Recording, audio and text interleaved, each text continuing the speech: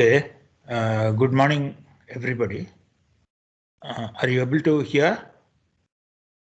Just testing the sound. Is the sound and video Yes, all sir. right?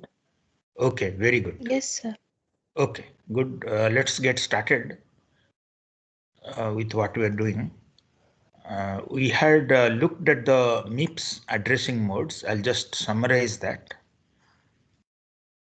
In the immediate addressing, we have the operand as part of the instruction itself. So we have the opcode, we have the source operand, the target operand, and then there is a immediate operand. In the register addressing, in the MIPS encoding, we have a opcode, we have a source, and there is another RT, and there is a destination. So there are two source operands, RS, RT, and there is a destination. But you may ask why not have RD first destination, because that's how we write the assembly code. And then RSRT. Okay, maybe they wanted to have the convention of typical assembly program. And therefore, we have first the destination, R1, R2, R3. Means R2, R3 are the source operand and R1 is the destination operand. But the encoding is different. Why they did like this, I don't know. And they have also a function here. So the function is basically the type of operation to be performed. For example, addition may be 1, subtraction may be 2, etc. And then the base addressing, where we take the address and add that to the register. So this is the offset basically. The address is the offset. And then we have a base register. We add that and then we get the address in the memory. And as I was mentioning that typically all computers are byte addressable. And you can get half word using 2 bytes, a full word, etc. And then the PC relative addressing,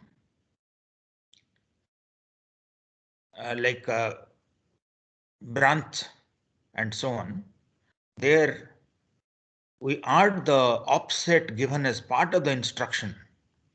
Let's say we have branch equal to, we check these two registers if they're equal to, and then we take the offset and then add that to the PC and then we get the address. And sometimes if anybody has question, you're free to ask, just unmute and ask. And as I said that questions are appreciated. And sometimes we have these jump instructions. These are called as the jump instruction. No need to raise hand. Please unmute and ask. Anybody has difficulty, please unmute yourself and ask the question. Sir, one thing that for the PC, sir, is it incremented after the instruction is executed or before the instruction is executed? See, the instruction is fetched, okay? So as soon as the instruction is fetched, the first thing done is increment the program counter before even the instruction completes. Sir, but in case of jump instruction, then sir, won't it jump to the point which is to the instruction which is just after the address that it is pointing to? That's how we have to compute. That's how we have to compute. Let's say we are executing instruction 100, okay? Now, Okay. as soon as the instruction is fetched, the program counter is incremented. And then if we add 10 to that, it will be 111. Something like that. As we write the program, it will become clear. All right. Okay, sir. But the program Okay, counter is immediately incremented after the instruction is fetched. It will become more clear when we look at the hardware details. Right now we're looking only at the instruction set architecture. So jump is also called as the long jump because see here the address part is much longer. So in the PC relative addressing, we only give the offset with respect to the PC.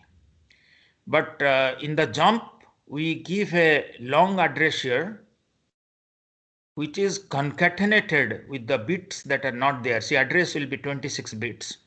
So 6 bits will be taken from the PC and will be added here. It will become clear today as we proceed about the long jump. So these are the addressing modes for MIPS. And then we were in the last class discussing about the programming where we wanted to write small programs. And one thing that we need to look out is when there are memory operands. Because memory operands, we have to first get them into the register and then operate on them. Just look at this C code segment. We have a variable G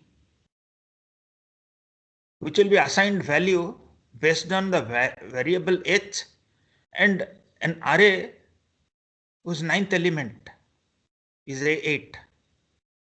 So we want to add the ninth element of the array to H and assign that to G. Now already we have G in we have assigned the register S1 to G, S2 to H. H value is already present in S2 and the base address of the array is in S3. Now to write this program, we'll have to find where exactly the ninth element of the array resides.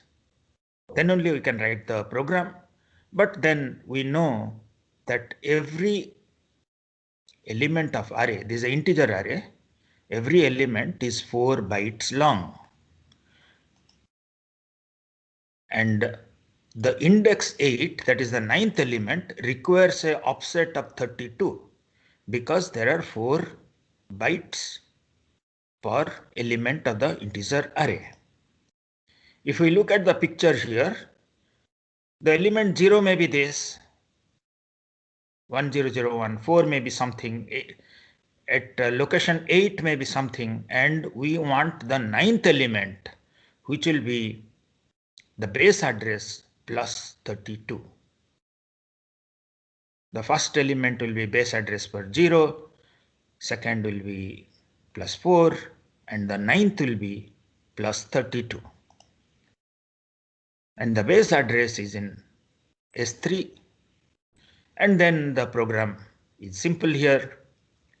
Once we compute this, we write offset 32 and the base address in S3. We load word in the temporary register 0 and then add H in S2 and the one that is fetched A8, and then we generate the result in G. So this is our simplest memory operand program. We'll do bit more complex programming. We'll not write like hundreds or thousands lines of code, but maybe 10, 20, 30 lines of code. And we will translate C program into MIPS assembly and MIPS assembly back into C program to get a better understanding of the assembly programming. And those who are interested, they can download the MIPS assembler called as SPIM, S-P-I-M, just MIPS written in the reverse way. S-P-I-M, you can download on your laptop, doesn't take too much space. You can write the programs, assembly programs and run. That's a good way to learn assembly program. But then in this course, since we are not giving much time to the assembly programming, just 2-3 classes. So don't really expect that you'll have to download the SPIM assembler and write programs. But those who are going to work in this line, if you write assembly code using the assembler and compile, that will give you good insight and also enrich your CV. So let's write another program. So here the array A, we want to add the 9th element to the variable present, the variable h, and then store it in the 13th element of the array.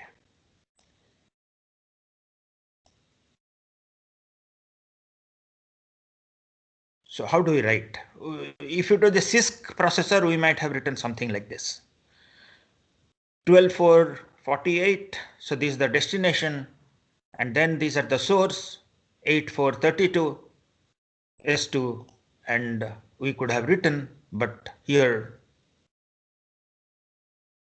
we'll have to first fetch A8 into temporary register 0, add S2, which is H, to T0, and then store back T0 in the 13th element of the array, which is 42S3. So this is our second memory operand code snippet, very simple. Now let's just get a bit more insight into register versus memory. Just look at this diagram that the ALU takes register operands. It doesn't take memory operands. And also these two instruction memory and data memory that are written here, they are not really the main memory. They are the cache inside the processor. We had told that earlier. Now, even though these are cache, the register is faster. Maybe 10 or 20 times faster. So the question that naturally arises here is that how is the register faster than the cache, even though both of them are in the processor, both are memory elements? And we are trying to give a very simple answer last time. We said that, see, in the cache, these are organized differently and these are large. The register, we just index into the register number. There may be 32 of them. We just index and then we get the content of that. It is faster for that reason. We'll see details, more details as we discuss the memory portion a little later. But it's not only that the registers are faster than the memory. That is one reason why we should have the data stored in registers. But there is another important reason. The reason is that if data is in memory, we will have to do a load store, which is again another instruction execution. So there is a blow on two counts. One is that, okay, memory is low. Second is that we have to also have an extra instruction. So it's a good idea to have the data present in registers as much as best possible. And that is an important topic in compiler writing called as register optimization. The main idea there is that we want to use the setup registers very efficiently. All the data that are needed should be present in the registers, and the data that is not getting needed anymore, those are written back to the memory. So only the less frequently used variable at any point in time in the program execution are written to the memory. The frequently used data items, it's advantageous to have them in the register. And that is the register optimization. In compiler, it's one of the important topics. Now let's look at a little bit about the immediate operands. We said that the immediate operand, this is the decimal number 4, is the immediate operand in this assembly instruction. Add immediate 4 to the contents of S3 and store in S3. So basically increment S3 by 4. We can also have a negative constant here. So the immediate instructions are advantageous compared to storing 4 in the memory. Like we can store data in the memory. That was another option, that 4 could have been in the memory. And then we could have fetched and executed. But here it is part of the instruction. So it's very fast. And the only thing is that the size of this data cannot be very large, because we typically specify this using some 16 bits, 2 bytes. We'll see the instruction organization. So there is a restriction on the size of the immediate operand. But fortunately, the most common occurrence of the constants are small numbers, like increment something by 1, add 10 to something, etc. These are small numbers. So we should use the immediate operand, and that complies to an important principle: make the common case first. Can anybody name the principle that we are stating here? Make the common case first. What is the name of this principle? Very good. So what's the name? Who answered? Ambuj. Ambuj. Okay, very good. We discussed this. And the name of the principle was Amdahl's law, where common case, the one that is most frequently present, that should run first. And here, all the small constants we use as immediate arguments, immediate operands, and that's how we get the program to run fast. We don't store small constants in memory, we write it part of the instruction. Now, before we can do some serious programming, let's just, for a couple of minutes, refresh what we already know. Maybe in your first year, you had done in the programming data structure and maybe elsewhere. Just refreshing in a couple of minutes in case you have forgotten. An unsigned binary integer stored in this way, right? It's a positional number system where each position of the bit defines the value of that number, and the range is 0 to 2 to the power n minus 1. And to convert, I am sure all of you will be able to do it. It is 11 is represented in this 32-bit string. And using 32 bits, the number representable is between 0 to this, right? This unsigned binary integer. And for 2's complement integer, we know that the most significant bit is the sign bit. And we give a weight 2 to the power n minus 1 and just observe the minus here. So if the MSB is 0, then it's a positive number. But if it is 1, then we have this huge negative number here, minus 2 to the power n minus 1, and these are all positives here. So we need to add this to get the negative number. And now we can see that the most positive number is 2 to the power n minus 1 minus 1, because the most significant bit is 0 for positive numbers. And therefore, if you evaluate all this, the rest, it will be 2 to the power n minus 1 minus 1. On the other hand, the most negative number is minus 2 to the power n minus 1, because this itself, the most significant bit itself, is minus 2 to the power n minus 1. The rest are zeros. Now, if we want to evaluate this number string and we write this values here for each bit, minus 1 to the power 2 to the power 31, minus 1, okay, and then 0 into to the power 0, you find it is minus 4 decimal. But then it's a very complicated evaluation. We don't normally evaluate like this. If we observe that it is a negative number indicated by its significant bit, most significant bit, we convert it to 2's complement and get the positive number and write minus that, because this way evaluating is a bit complicated. And then you can see here what is the largest range of values representable. Now let's have some observations on this 2's complement.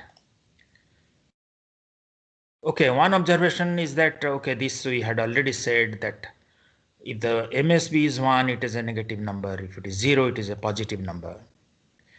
2 to the power n minus 1 cannot be represented because we are not using MSB. The rest of the bits you cannot represent 2 to the power n minus 1. And also another thing is that the non-negative numbers, that is 0 and positive numbers, they have the same unsigned and 2's complement representation. So all positive numbers and 0, they have the same representation for unsigned as well as 2's complement representation. Now let's look at some specific 2's complement numbers. So if we have number 0, what will be its representation in 2's complement? Can anybody answer? 0 How only. do we, yeah, all zeros. Very good, Bikram. Very good. All zeros. Very good. How do we represent minus 1? All ones. All ones. All ones. Does everybody agree to that? Yes. Okay, very good. So that is Varun. Now, how do we represent the most negative number in 2's complement? MSB is 1 and rest are 0. L0. Rest are zeros. Very good. Now, how do we represent the most positive number? Miss B0. First all. bit is 0 and all ones. Okay, good, good. So MSB is 0, rest are 1 because these are all positive. Now, how do we do the signed negation? We do the complement each bit and add 1, right? That you know from your first year days. But why? Why do we complement each bit and add 1? Complement means we just reverse. Flip 1s to 0s and 0s to 1s. The idea here is that if we take a number and its complement, the places where x has 0, x bar has 1. And therefore, when we add them, all will be 1. All bits will be 1. Does everybody agree with me, or anybody wants to question this? I am saying that when we flip the bits,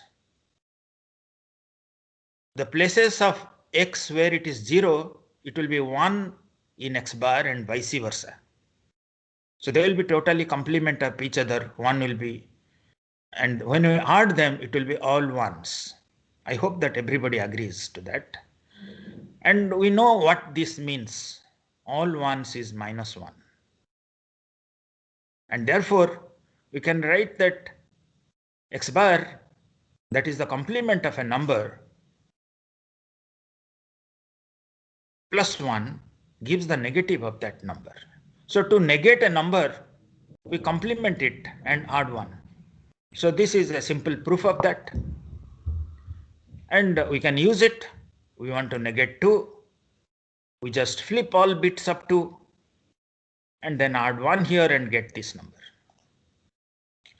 Now let's look about the sign extension, because this also will be using in the rest of the programs that we'll be writing. Suppose we have a 16-bit immediate constant and we are storing it in a 32-bit integer in memory.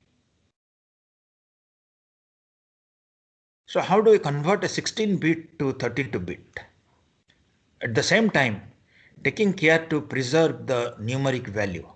We can't append all zeros to the MSBs. That will give a wrong result.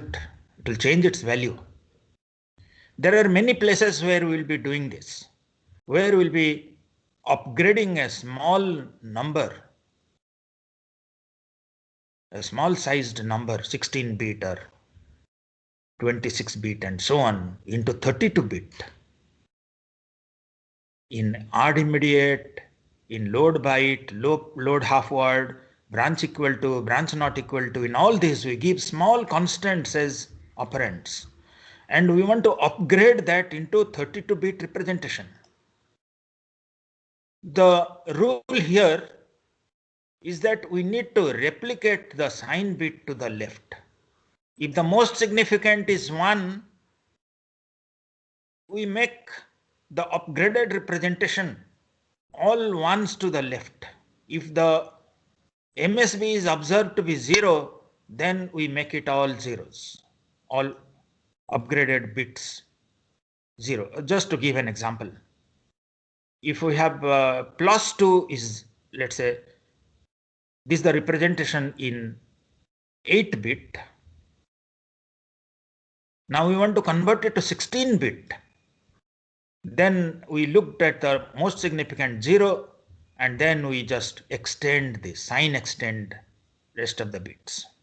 And for -2, we observe the most significant to be 1.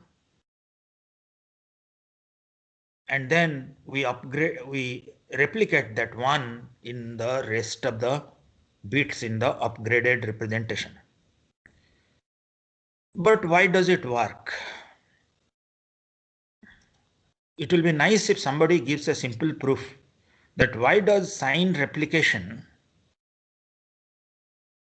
doesn't change the value of the number. Please work this out, anybody, I mean all of you, whoever can, simple proof, simplest proof. It's not very hard proof. In our book that we are following, it's not there. Even though it just says sign extension doesn't change the value of the number. Please mail me your answer. We'll consider that in our grades and so on. Now, there are also the logical operations. Shift left logical, which is equivalent to the C, this operator and Java. Okay, C and Java have identical operators. Can observe here, right shift also, they are same shift right logical, and same operator in C and Java. Bitwise OR also, OR and OR immediate and AND immediate, and bitwise NOT is actually the NOR operator in the MIPS assembly. We'll see that why it is NOR in the MIPS assembly, just 1 or 2 slides away, and the same operator in C and Java. We will be translating C code to MIPS assembly and MIPS assembly back to C code. The AND operation, this is mainly used to mask some bits. We want to check in maybe some encoding or something that what are the 4 middle order bits in a word. What we'll do is we'll keep those bits 1 and the rest are 0, and we'll do this operation AND T1, T2. We'll store the mask in one of the register, and then once we compute the AND there, the selected bits will appear in T0. Just to give an example, if we have some number in T2 and we want to just get these 4 bits here, we will make all these bits 1 here and the rest are 0, and we'll AND with that and we extract those bits here. So this is a useful AND operation for extracting bits in some positions which we are interested. The OR operation, it lets us set bits, some bits we can set. So the number of the bits which we want to set, we'll store it in T2, and then we'll OR with the T1 and we'll have the set bit here. Let's say in this example, we want to set these 2 bits, these 4 bits, and the other bits we want to keep as it is. So we just made this one, and finally we find that those bits are set. Okay, something like that. Now the NOT operation. The NOT operation also is a very useful operation. We'll be used it many times. change 0 to 1 and 1 to 0. But MIPS does not support NOT. It supports a NOR instruction, which is a 3 operand instruction. And we know that A nor B is not A or B. So if we have B as 0, then the NOR operation we can use to get the NOT operation. So we use the 0 register, and then we use the NOR with the 0 register as one of the operands, and we get the NOT. We flip the bits.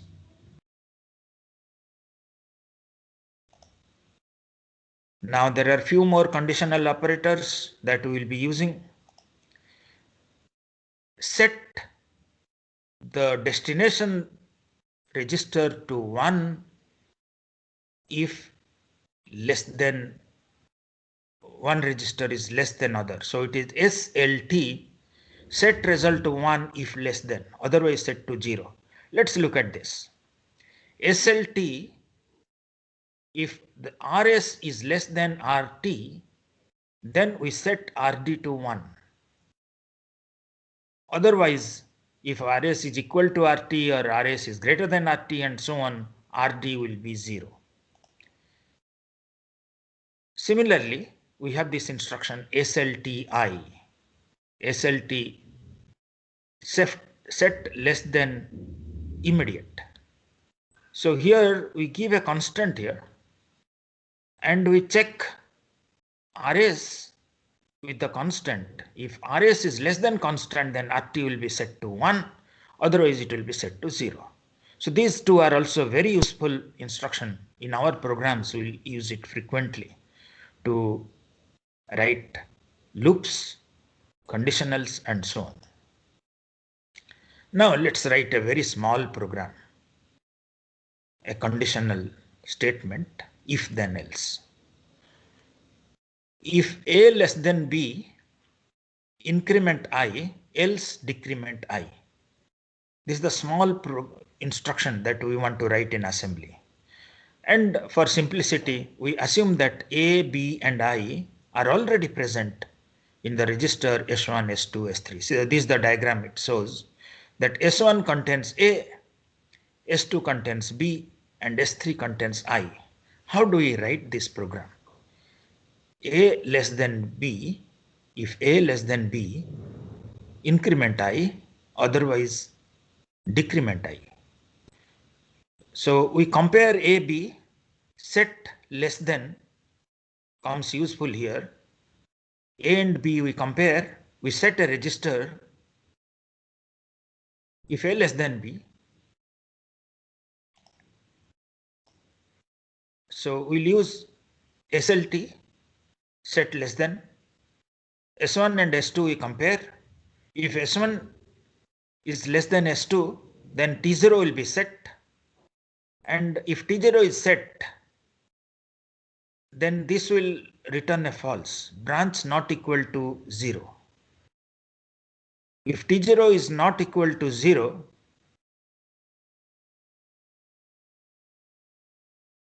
we compare with 0, then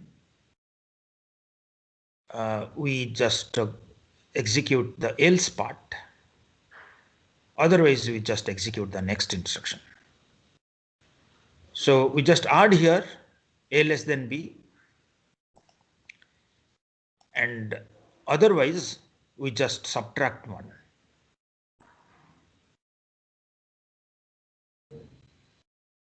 So this is the conditional statement. We use SLT along with BNE and jump.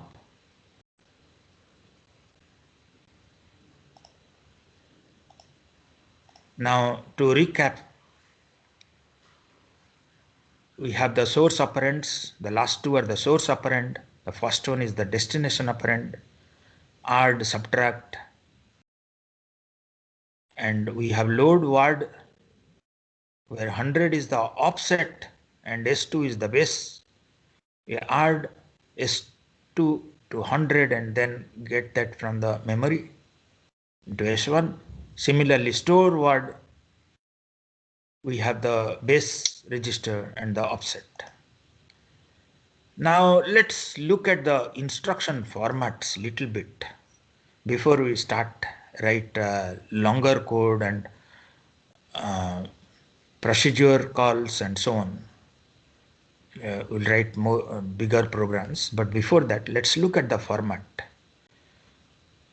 The R type are the register operands, and here the destination register is encoded in 5 bits because there are 32 of them. The source and the two source registers are encoded using 5 bit. Any of the 32 GPRs can be source registers. The opcode has 6 bits, and then these two, because the same opcode with a function bit here can mean different things. For example, if we have ARD, there are several types of ARD, like subtract is also ARD and so on. And this is the shift instruction. We will use the shift amount, otherwise it is unused. The immediate instruction, one of the operand is the immediate value here, and we have a the destination will be stored, okay, it will be RD here, and the source, and this is the immediate instruction. So RT is the destination register for I type. We have written here I type, RT is the destination register.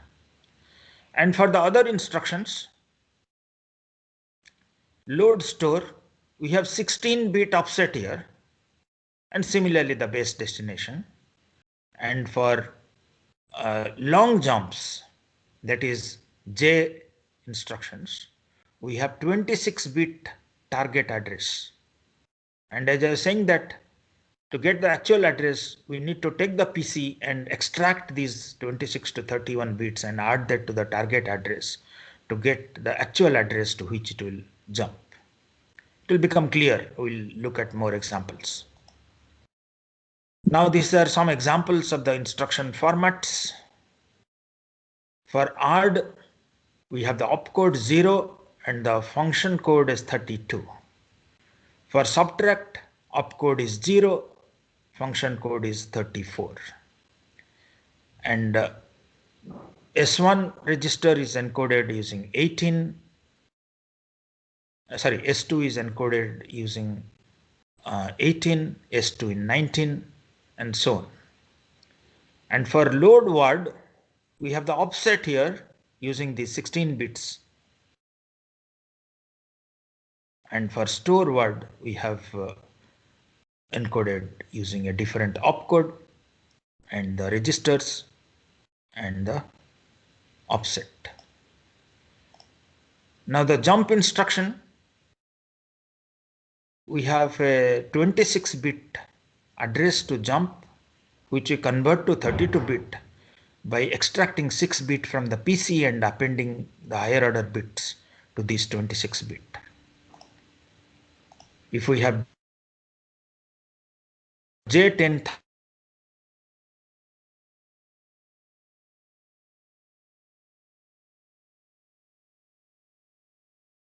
and PC and append.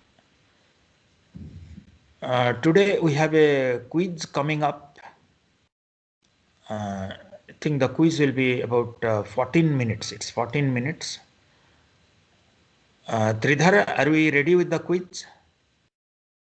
Yes, sir, we are ready. Okay, great. So since it is 14 minutes quiz, we'll just stop here. Please attempt your quiz and please try to submit before the time. You will get a prompt before the quiz completes, but please complete on time. Otherwise, we are getting these messages that we're not able to submit, time is over. So don't wait till the last second. Please submit as soon as the announcement is made about in the start also there will be announcement, and end immediately on the announcement, please submit. So best of luck. Please attempt the quiz today. We'll stop here. Thank you.